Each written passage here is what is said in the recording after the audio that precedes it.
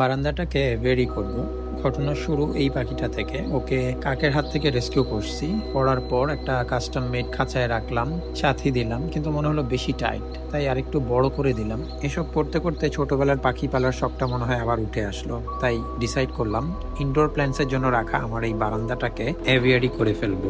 যা ভাবা তাই কাজ, সবকিছু এক সাইডে সরিয়ে একদম প্রথম থেকে ঘষা মাজা শুরু করলাম। কালারগুলো যতটুকু সম্ভব তুলে ফেলার চেষ্টা করলাম, কারণ আমরা দিব ডার্ক অ্যাশ কালার, ঠিক এই কালারটাই। এই কালারটা দিলাম এবং দেওয়ার পর ফ্লোরটা ক্লিন করার পর জায়গাটা দেখতে বেশ ভালো লাগছিল। বারান্দাটা আমার লম্বায় 11 ফিট, চওড়ায় 2.5 ফিট এবং উচ্চতা 7 ফিট। পশ্চিম দিকের ওয়াল থেকে আমরা আবার সবুজ অ্যাড করা শুরু করলাম। চেষ্টা থাকবে যতটুকু সম্ভব ন্যাচারাল লুক রাখার। ডান পাশের গ্রিলগুলোতে আমি নেট দিলাম এবং কেবল টাই দিয়ে সেগুলো সিকিউর করে দিলাম।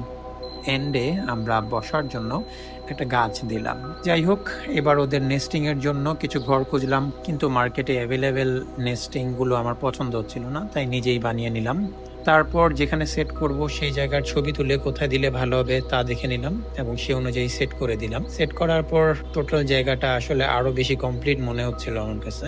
যাই হোক, তার উল্টা পাশের জায়গায় আমি একটা ওয়াটারফল করার প্ল্যান করলাম। বিভিন্ন পাথর সেট আপ করে দেখলাম কিভাবে ভালো লাগে, সেগুলো সিমেন্ট দিয়ে সিকিউর করলাম। দ্রুত বলে যাচ্ছি, আসলে এগুলো ডিটেইল করার জন্য অনেক বেশি সময় প্রয়োজন। একটা পাশে গাছ দিলাম এবং টোটাল ব্যাপারটা এমন দেখাচ্ছিল, এবং ওয়াটার চেক করে ফেললাম তার কিছুক্ষণ পরেই, দেখলাম সবকিছু ঠিক আছে। তো এভাবেই আপাতত শেষ করলাম। ইনশাল্লাহ ভবিষ্যতে আরো কিছু অ্যাড করব এবং সেগুলোর আপডেট দেব।